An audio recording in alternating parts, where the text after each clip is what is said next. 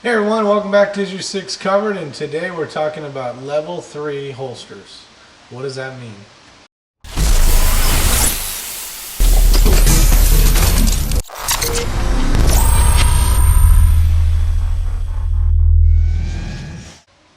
Alright, thanks for staying tuned. So today we're going to learn a little bit about the Safariland 6365 level 3 holster. So this would be a holster that you'd see on an officer, and this one's set up for a tack light, and for this one it's a streamlight, TLR1. But the reason why I bought this holster is I was in the uniform shop getting some of my uniforms, and this thing was like lower than half price. These are very expensive holsters, and for good reason. The police officers that wear them every day, you know, they're bumping into stuff, getting in and out of their unit, and, you know, just basically bumping into everything. So, with that said, we'll get into what the level 3 really means to an officer and to the public for safety reasons. Alright, so right here you're going to notice that there is a firearm located inside of this holster. I'm going to zoom out a little bit. There is no magazine in it, and it has been checked. So this comes in different types. It comes in, they have leather coated ones, they have basket weave, whatever the case is. There's a few options out there so it'll match their belts, whatever their department makes them carry, or whatever their options are. But you're going to see a few things here. So I'll read the rules just so I don't miss anything. But it says, to draw a handgun, firearm, it is necessary to use 3 steps. And that's the reason why you're going to see level 3. Yeah, right there you'll see level 3. So if you're going and you're doing some hunting for a holster, you know, if it's a concealed carry kind of holster, something like that, I would not recommend something like this. There's a lot of stuff that goes into drawing one of these firearms. But with that said, it's also safety for the officer and from people trying to grab his firearm and getting it out. If it was just a regular holster like this, where there really is no retention levels, you know, you basically just pull the firearm out and it would, you know, they could get their hands on it.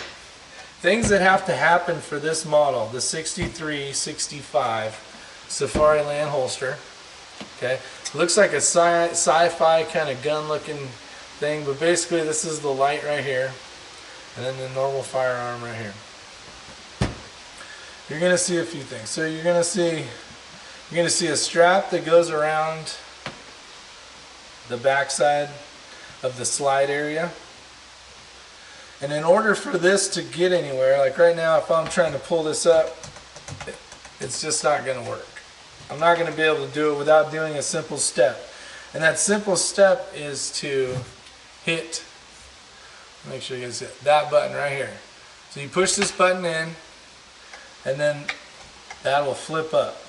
So it says, first, while obtaining a shooting grip, which you should have anyways, right? So I'm going to draw my weapon. I have my hand on it. You can see it. I'll put this back. I'm going to need to push down. I'll pull this out so you can see the light maybe. That button right there. Okay. So it says, first, while obtaining a shooting grip, with the trigger finger extended straight and with thumb, press the thumb tab down to release the lock. So I push that down and I push it forward as well. Okay. Press the thumb tab to release the lock. Second, use thumb to rotate the SLS forward and clear of the handgun. So here's the SLS. I'm not sure what that's for, what the acronym's for.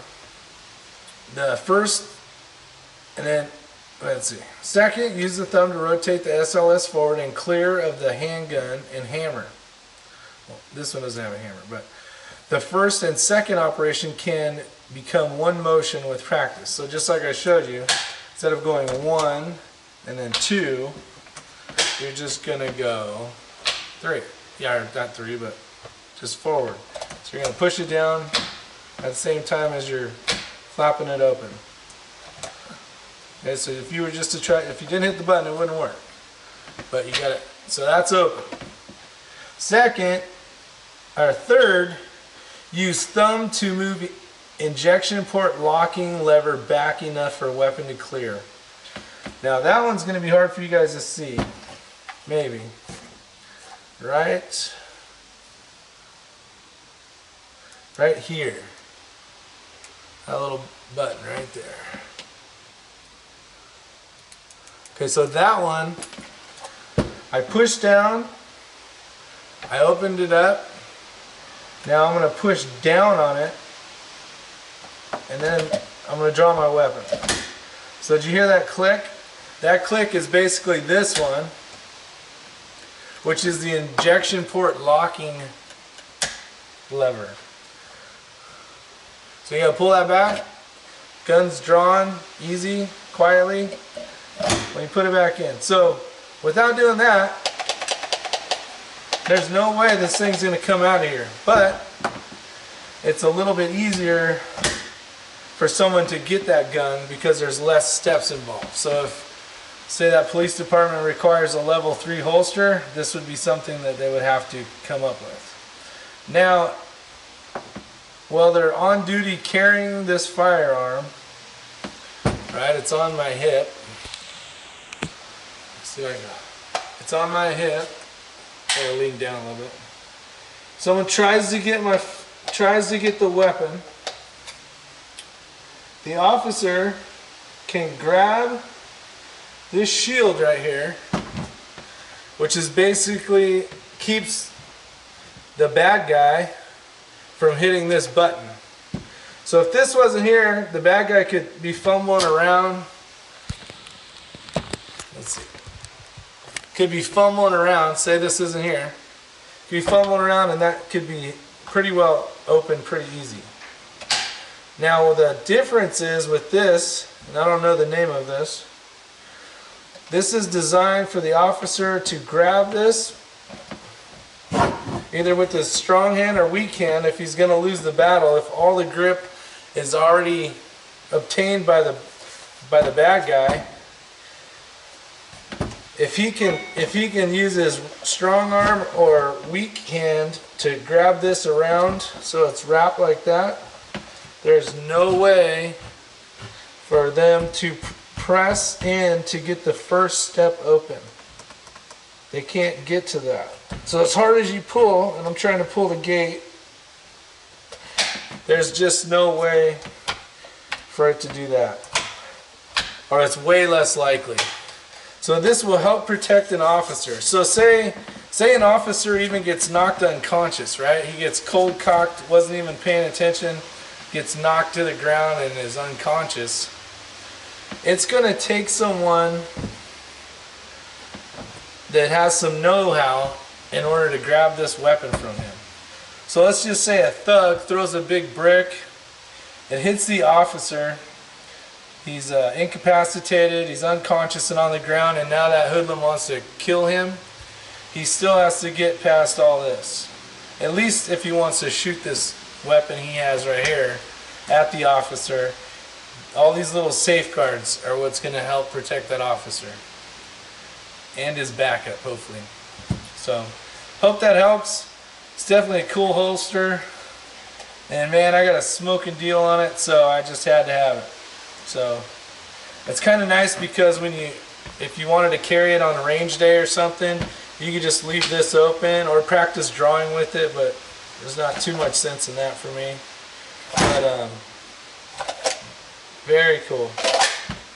And you can set the retention up on here, so it's basically just like a level 2, level 1 holster. But hopefully that helps. Maybe you learned something. If you got more additional comments to tell me about it, if you're out there and a police officer and you got a lot more details on this kind of holster, I'd appreciate it. I'm sure people would like to hear from you as well. So thanks again. Have a great day. Bye.